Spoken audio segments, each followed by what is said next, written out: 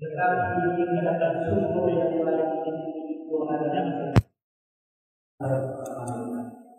oleh karena itu Allah Subhanahu wa ta'ala berfirman dan mengatakan tentang syukur ini kepada Nabi Daud alaihi salam. Apa kata Allah? I'malu ala Daud syukra. Beramallah kalian wahai keluarga Daud dalam rangka bersyukur kepada Allah. Maka rukuk dan sujud kita tadi, salat Isya kita berjamaah, lalu kita bersama-sama salat sunnah, lalu hadir di majelis ilmu ini, sesungguhnya itu adalah wujud dari rasa syukur yang tertinggi kepada Allah Subhanahu wa ta'ala. Salawat dan salam kita hadiahkan kepada Nabi besar kita Muhammad sallallahu alaihi wasallam. Allahumma salli wa sallim ala sayyidina Muhammadin wa ala alihi wa sahbihi ajma'in. Bapak Ibu hadirin hadirat, alim ulama, cerdik pandai, tokoh masyarakat, kecil tak disebut dengan namanya, besar tak dipanggil dengan gelarnya, umumnya kita hadirin hadirat yang berhadir pada malam hari yang berbahagia ini. Mudah-mudahan kita semuanya diberkahi oleh Allah. Amin. Amin ya rabbal alamin. Saya dulu 2 pekan yang lalu ditelepon oleh Abah Muhammad untuk mengisi kajian rutin di Masjid Raya. Temanya apa, Bah? Tentang fikih ya, tentang fikih Syafi'i. Ini jujur sebenarnya agak ragu saya karena 2 hal. Ya. Yang pertama karena jarak yang jauh, dan yang kedua ya karena kondisi sekarang yang banyak masjid yang masih belum memulai kajian-kajian keilmuan di masjid mereka.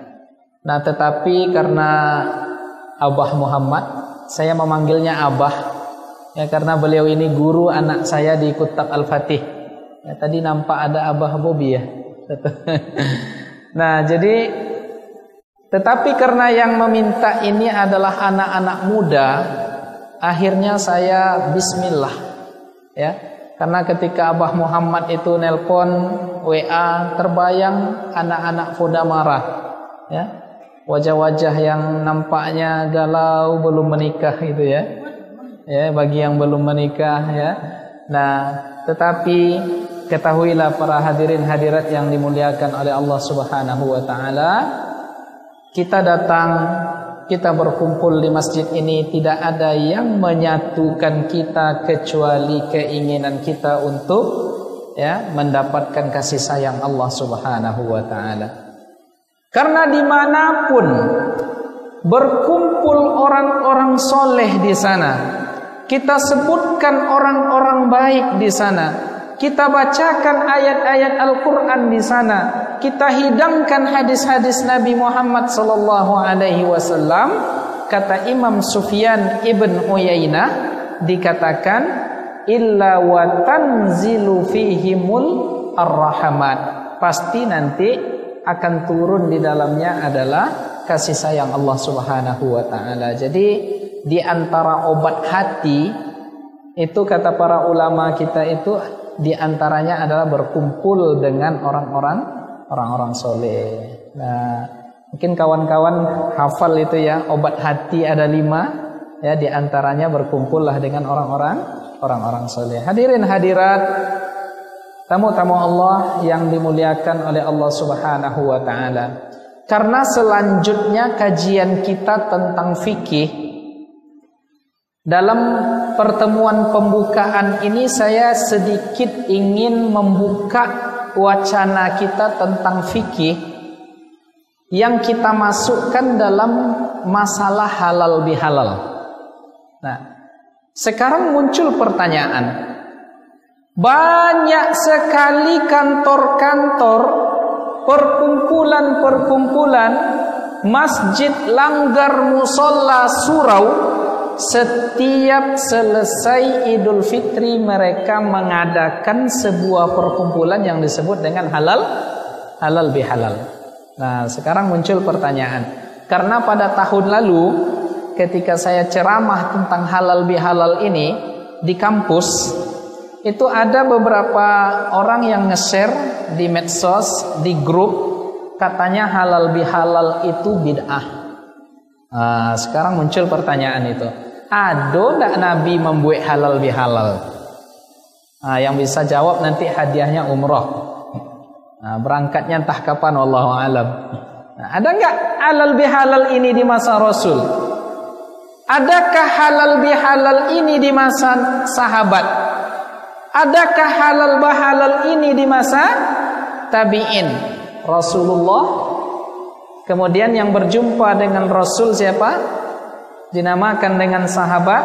Yang berjumpa dengan sahabat dinamakan dengan tabi'in. Yang berjumpa dengan tabi'in dinamakan dengan tabi'in. Nah, kalau kita mengkaji fikih, kita akan membahas nanti tentang amal-amal perbuatan manusia dipindai dengan 5 hukum.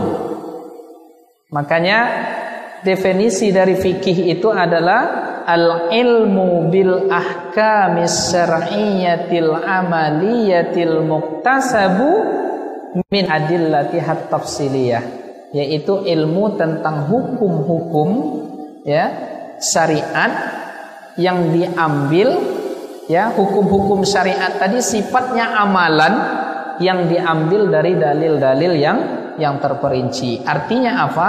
Fikih itu adalah sekumpulan perbuatan manusia, baik ucapan, baik perbuatan, yang semuanya itu dipindai dengan 5 hukum.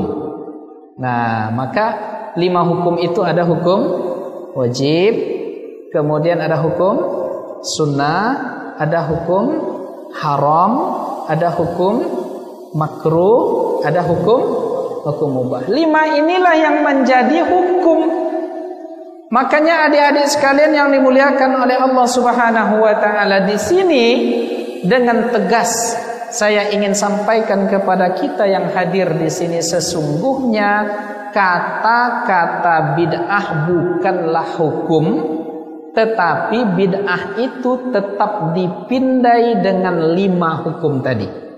Ini dalam pemahaman ulama-ulama mazhab fikih kita Syafi'i. Nah, jadi kalau ada orang yang mengatakan oh ini perbuatan ini bid'ah, itu bukan hukum, tetapi bid'ah itu ditimbang dengan 5 hukum yang ada. Ini karena kita ngajinya ke depan nanti persoalan fikih, saya ingin sentuh-sentuh dikit dulu. Nah, maka kembali kita ke persoalan. Saya berani membuka kaji ini karena yang hadir nih kan yang muda-muda. Ya, kalau di depan bapak-bapak, ibu-ibu itu biasanya saya lebih ke semangat ibadah aja lagi. Kok dibuka kaji bid'ah, kok apa bid'ah tuh Ustaz kata. Pernah saya buka kaji yang agak mendalam dikit di sebuah masjid, pulang tuh jamaah tak paham dia. Ya, apalah yang disampaikan dari Ustaz tadi. Nah, jadi ini karena anak-anak muda yang hadir, ya akhwat-akhwat, maka kita ingin membuka kaji ini sedikit. Nah, jika fikih itu adalah ucapan dan perbuatan yang disentuh nanti dengan 5 hukum itu pada akhirnya, maka saya ingin bertanya kepada kita semua adik-adik sekalian yang dimuliakan oleh Allah, halal bihalal ini persoalan fikih atau tidak? Halal bihalalnya masalah fikih apa tidak? Bu ibu, halal bihalal ini persoalan fikih apa tidak? Masuk ke dalam ranah fikih. Apa sebab? Karena kita berkumpul, karena kita duduk di sini, karena kita mengadakan pengajian, karena kita di sini bersama-sama, berarti ini adalah amalan. Maka kembali kita ke pengertian fikih tadi, sesungguhnya fikih itu adalah ilmu yang dengannya akan dilihat nanti perbuatan dan ucapan. Makanya persoalan fikih kalau masih di dalam hati dia belum bisa disentuh hukum. Apa contohnya? Misalnya ada seorang suami, di dalam hati dia mengatakan saya talak istri saya ini. Jatuh tidak talak? Oh, ini yang jawab yang belum nikah pula nampaknya nih. Jatuh tidak talak kira-kira adik-adik sekalian? Tidak. Atau hadir di ruang hatinya untuk mengucapkan perkataan-perkataan yang kotor. Maaf cakap, misalnya dia bercarut di dalam hati. Dihitung dosakah atau tidak? Belum dilekatkan ke 5 hukum tadi. Ya. Kalau hanya sekedar hadir di dalam hati, hukum yang 5 tadi belum lagi lekat ke apa yang terucap di dalam hatinya. Makanya adik-adik sekalian yang dimuliakan oleh Allah Subhanahu wa taala, innallaha tajawaza an 'abdihi ma haddatsat bihi nafsuhu ma lam ta'mal aw tatakallam. Rasul mengatakan sesungguhnya Allah tajawaz, Allah membiarkan, Allah tidak mencatat, Allah tidak melekatkan ke sana hukum, ya. Setiap apa yang hadir di dalam jiwanya selama dia belum mengucap atau selama belum dia mengamalkan. Nah, maka hadirin hadirat yang dimuliakan oleh Allah Subhanahu wa taala, maka yang kita lakukan pada malam ini adalah masuk ke ranah fikih. Sekali lagi saya sampaikan, halal bihalal, hari-hari besar Islam, atau misalnya ya turunannya adalah peringatan Maulid Nabi, atau misalnya nanti ada nuzulul Quran, atau misalnya ada peringatan Isra dan Mi'raj, itu masuk dalam persoalan ranah fikih. Jadi bukan persoalan akidah. Jadi sekarang ini banyak pendapat-pendapat di luar sana. Dia sebenarnya masalah ini masalah fikih, tetapi dikatakan dimasukkan dia ke dalam kotak akidah. Karena anda adik-adik lihat sekarang, misalnya ziarah kubur itu dimasukkan ke persoalan akidah. Katanya orang yang datang ziarah kubur itu menyembah kubur. Orang yang datang ke kubur itu, ke kubur para wali itu meminta kepada para wali. Katanya datang ke kuburan itu bisa merusak akidah. Nah, ini mesti kita dudukkan satu persatu. Nah, dengan mengaji fikih inilah nanti kita akan menilai, kita akan memberikan persoalan itu haknya, apakah masalah ini persoalan fikih atau persoalan akidah, ya. Misalnya contoh lain masalah tawassul, ya, ini masuk dalam ranah fikih nanti. Tawassul itu adalah menjadikan sesuatu sebagai penghubung kita dalam berdoa dan meminta kepada Allah. Ya Allah, dengan si fulan mudah-mudahan engkau kabulkan doaku.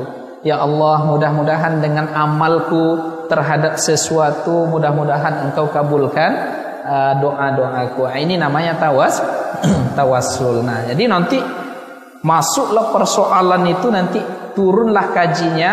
Bolehkah bertawassul dengan orang hidup? Bolehkah bertawassul dengan orang yang sudah meninggal? Bolehkah bertawassul dengan amal soleh? Bolehkah kita datang ke kuburan Rasulullah lalu di sana kita bertawassul? Nah, ini banyak sekali persoalan-persoalan yang mudah-mudahan dengan kajian-kajian fikih kita yang bersilabus itu nanti bisa mengungkap sesuatu yang selama ini barangkali kita membedakan. Oh, ini masalah akidah, ini masalah fikih. Nah, kembali kita ke persoalan fikih kita ini, halal bihalal, ya, jamaah sekalian yang dimuliakan oleh Allah Subhanahu wa taala, ini masuk dalam persoalan fikih. Nah, lalu dari mana datang istilah halal bihalal itu?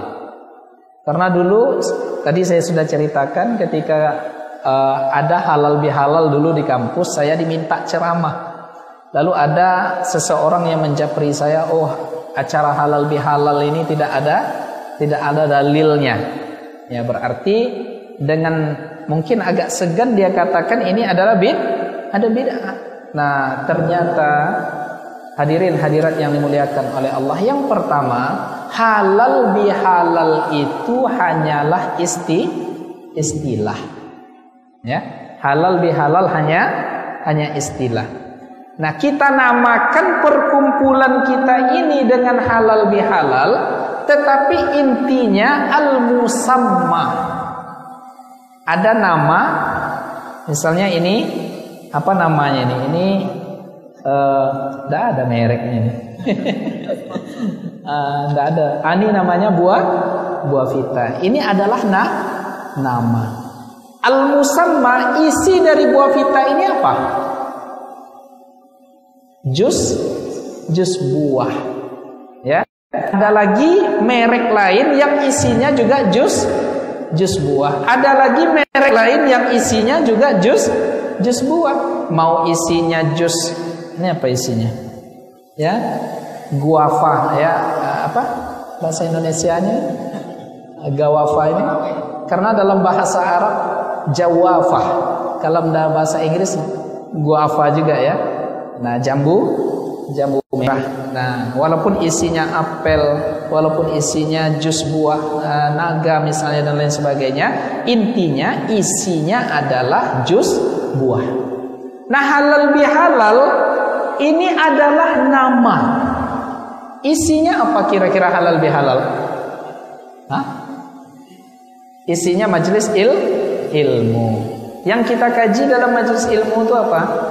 Kalau dalam halal bihalal, yang kita kaji adalah keutamaan tentang memberikan maaf. Isinya adalah tentang motivasi silaturahim. Isinya adalah melapangkan jiwa kita dengan segala persoalan yang kita hadapi dengan saudara-saudara kita. Itu inti dari halal bihalal. Nah, lalu kalau kita bertanya, mana dalilnya? Ya, Nabi tidak membuat seperti itu. Memang di masa Nabi tidak ada perkumpulan, oh ini namanya halal bihalal, itu tidak ada. Ya, isinya ada. Isinya silaturahim, isinya perintah memaafkan orang lain, isinya adalah bagaimana kita menggairahkan majelis ilmu yang sudah beberapa bulan ini vakum, khususnya di Kota Pekanbaru ini. Nah, isinya apa? Sebagaimana dulu di zaman Nabi, ya, banyak istilah yang tidak ada di zaman Nabi tetapi barangnya sudah ada. Ilmu tajwid di zaman Nabi belum ada, tapi barangnya ada. Ilmu nahwu di masa Nabi tidak ada, tapi barangnya ada. Ilmu tasawuf di masa Nabi ya tidak ada, tetapi barangnya ada. Nah, jadi ini yang harus kita pahami. Maka hadirin hadirat yang dimuliakan oleh Allah Subhanahu wa taala, ternyata saya menemukan ada satu hadis atau setidaknya dua hadis yang menjadi dalil bolehnya halal bihalal ini.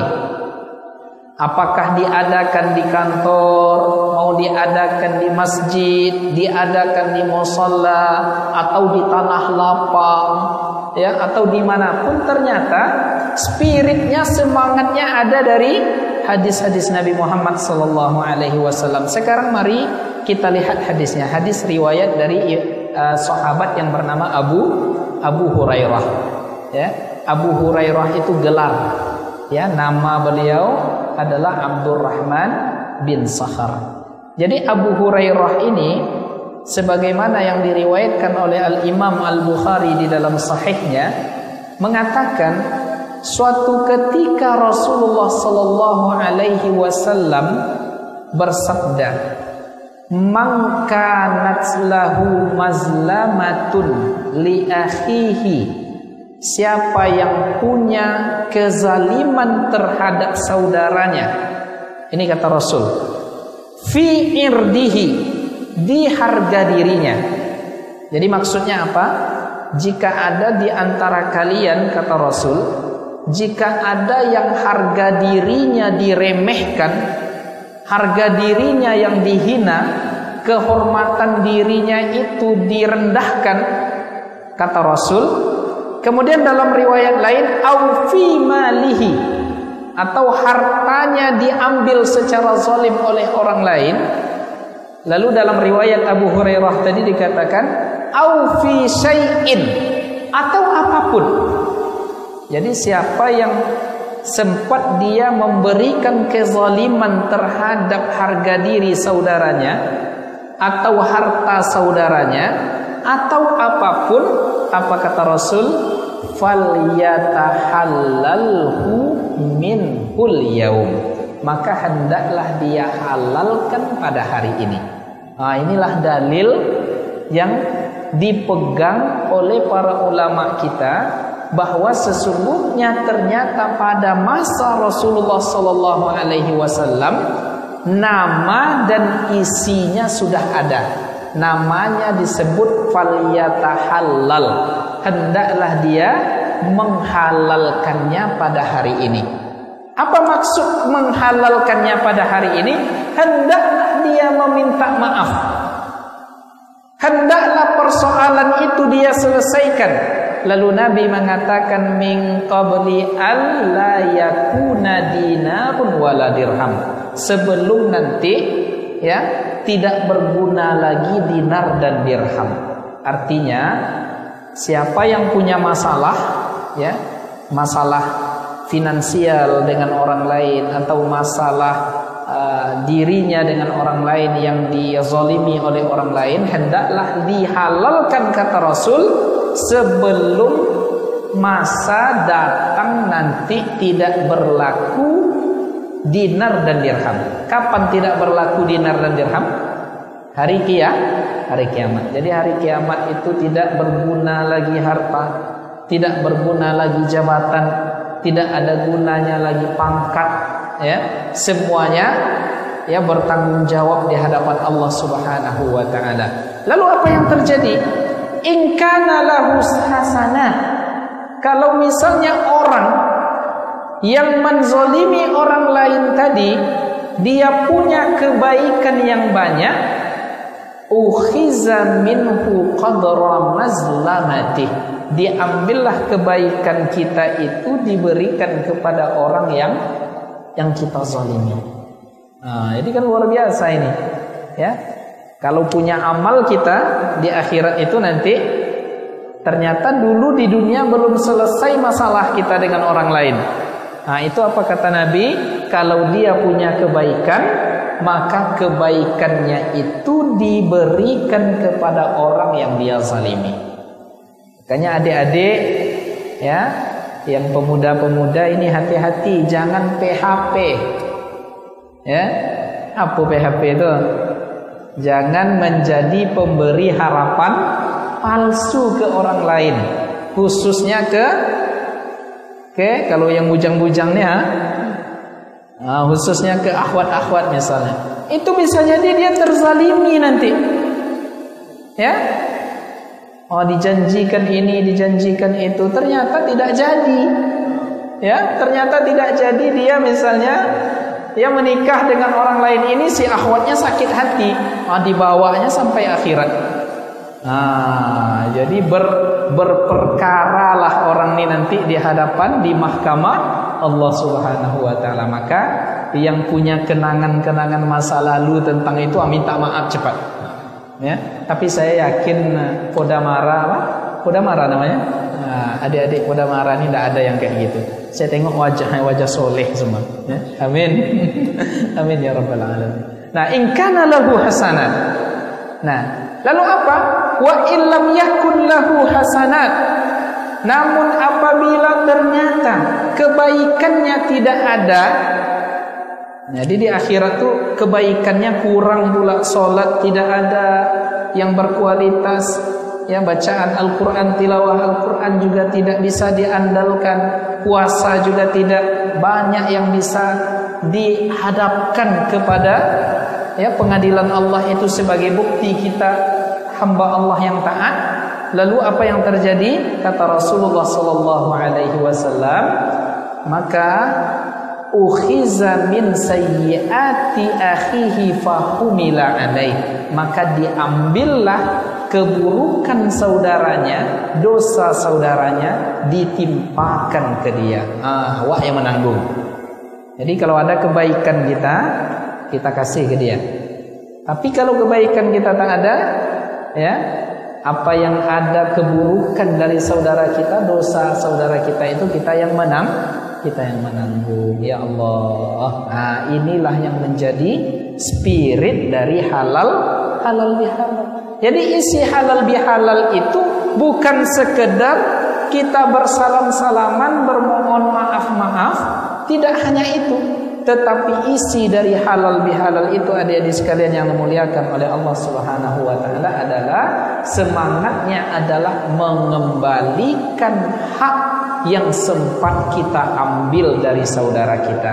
Misalnya kita pernah menghinanya, misalnya kita pernah mengatakan yang tidak baik kepadanya, misalnya kita pernah menuduhnya dengan tuduhan-tuduhan yang ternyata tidak benar. Nah, maka pada hari ini, ya, pada saat halal bihalal itu kita minta direlakan. Jadi maka pesan saya kepada pemuda-pemudi, ya, misalnya jika antum menemukan ada perdebatan ilmiah di media sosial misalnya, itu jika kita tidak tahu jangan ikut, ya, jangan ikut. Apa sebab? Karena fenomena hari ini, saya melakukan penelitian, ya, judul penelitiannya dalam bahasa kampusnya, simulakrum kajian agama di media sosial.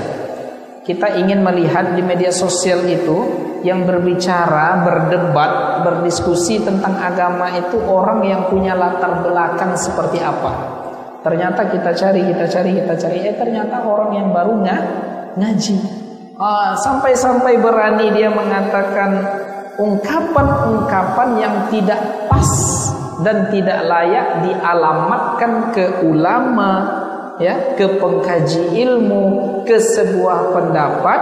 Nah, sekarang itu nanti jika dia tidak segera selesaikan, kemana dia akan ya, bertanggung jawab di akhirat kelak. Nah, konkretnya seperti ini. Beberapa hari yang lalu saya membaca, ya, itu mahasiswa saya. Dia menuduh katanya kelompok ini dia lebih mendahulukan akal daripada Al-Quran. Nah, dia sampaikanlah teksnya begini. Padahal, ya, pada saat itu dia sudah menuduh, ya. Padahal sebenarnya mendahulukan akal dari Al-Quran itu tidak ada teks seperti itu. Dia saja yang salah. Nah, tetapi karena semangat keberaniannya itu yang baru ngaji, dia katakan seperti itu. Padahal yang benar adalah jika ada akal, ya, jika ada akal terhadap sesuatu itu sudah disepakati kebenarannya, ya, tidak akan pernah bertentangan dengan nas teks Al-Quran. Tetapi bisa jadi teks Al-Quran itu bertentangan dengan akal yang lurus apabila zohirnya, jadi bukan teksnya, zohir teksnya itu. Nah, maka para ulama di situ menggali, membahas, misalnya apa? Dalam sebuah hadis Nabi Muhammad SAW mengatakan, maritu falam ta'udni. Ini Nabi ini, ya, dalam hadis qudsi Allah mengatakan, maritu falam ta'udni. Saya sakit kok kamu hambaku tidak menjengukku. Nah, itu kalau dipahami secara zahir itu kan bahaya. Nah, itu maksud dari kelompok ini. Jadi tidak ada sebenarnya pertentangan antara akal dengan Al-Quran. Nah, jadi kalau kita tidak membaca secara utuh, kita akan mudah menuduh kelompok lain salah, kelompok lain sesat. Nah, jika ternyata tidak seperti itu adanya, bagaimana cara kita mempertanggungjawabkan di hadapan Allah nanti di akhirat? Kemana mau akan kita cari nanti? Nah, ujung-ujungnya apa? Ujung-ujungnya ya amal kita diberikan ke dia, ya dosa dia kita yang menanggung. Na'udzubillah. Maka adik-adik sekalian yang dimuliakan oleh Allah, maka kita perlu mengaji itu ada tangga-tangganya, ada ilmu-ilmunya, ada ya hierarkinya, supaya kita jangan sampai nanti mudah menyalahkan, mudah melabelkan orang lain. Ya, jika ada, biarkan itu menjadi hanya persoalan-persoalan yang dibahas oleh para ulama. Nah, itu yang pertama yang ingin saya sampaikan. Jadi ternyata secara prinsip ya, sesungguhnya halal bihalal itu ada landasan dalilnya dari Rasulullah sallallahu alaihi wasallam. Lalu apa yang kedua? Lalu ternyata ada hadis yang kedua. Hadis ini juga diriwayatkan oleh Abu Hurairah. Ya, diriwayatkan oleh Abu Hurairah, ya, bersumber dari Abu Hurairah, diriwayatkan oleh Imam Muslim. Jadi hadis yang pertama tadi ya diriwayatkan oleh Al-Bukhari, hadis yang kedua yang kita baca ini diriwayatkan oleh Imam Muslim. Apa kata Rasulullah sallallahu alaihi wasallam? Ya, turfa'ul a'mal. Ya, sesungguhnya amal itu diangkat kepada Allah Subhanahu wa taala ya yaumal isnaini wa yaumal khamis. Ya, amal-amal kita ini diangkat pada hari Senin dan hari Kamis. Sekarang hari apa ini?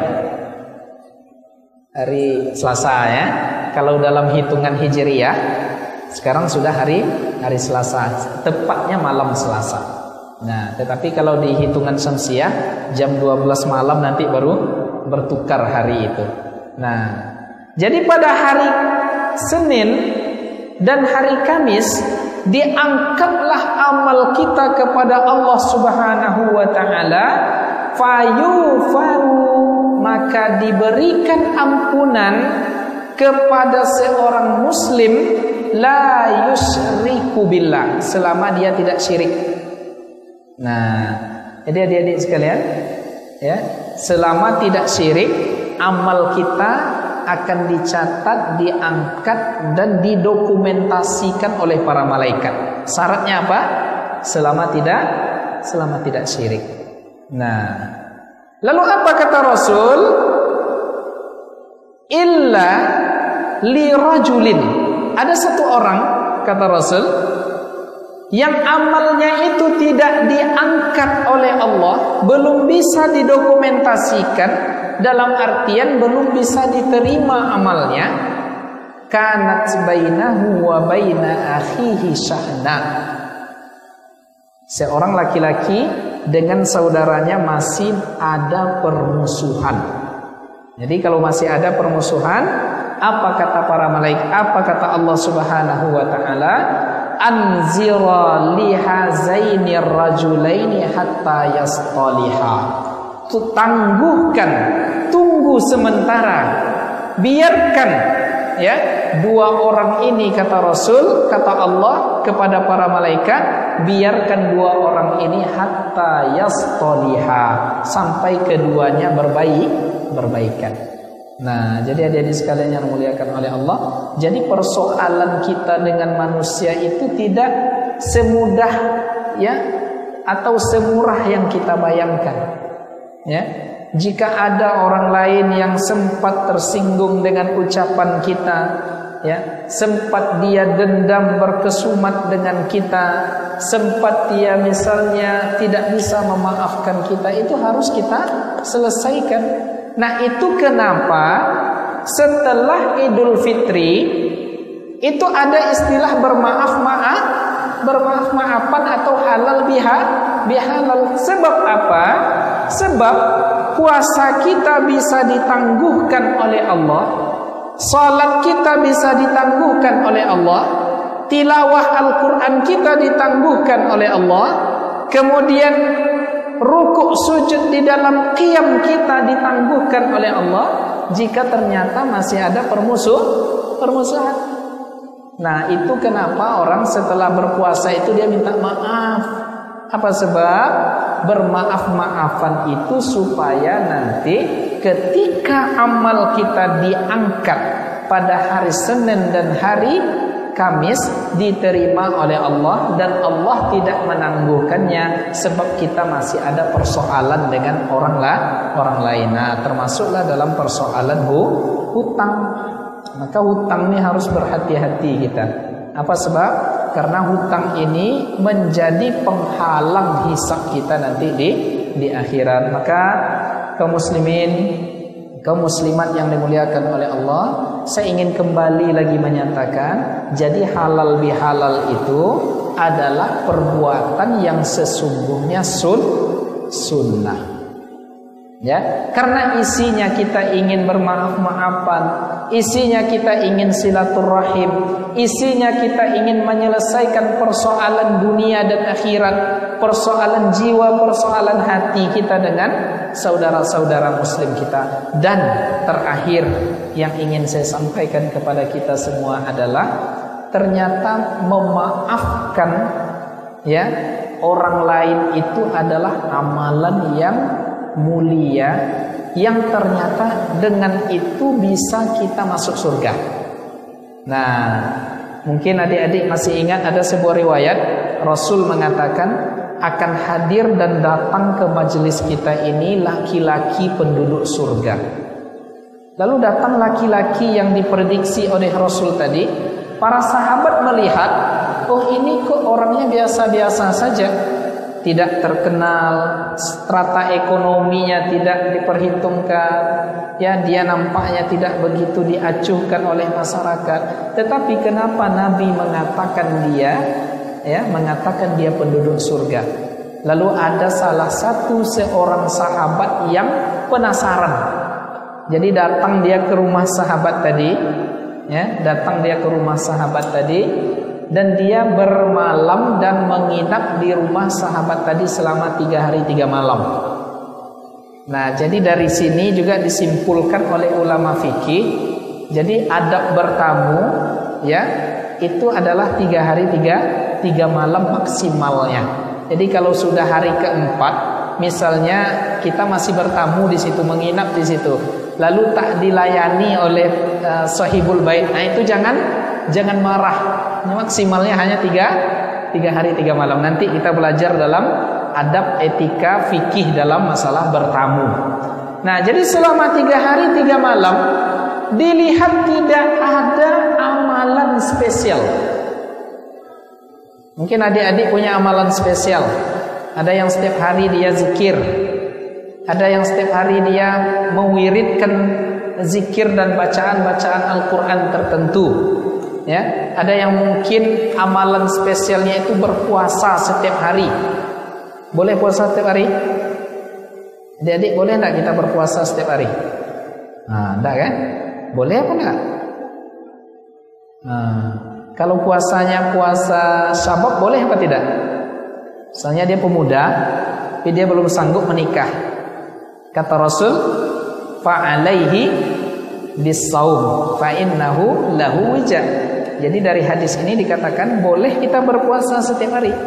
Jadi Senin puasa, Selasa puasa. Kalau dia pemuda yang belum sanggup menikah, tetapi dengan berpuasa itu dia bisa mengontrol jiwanya.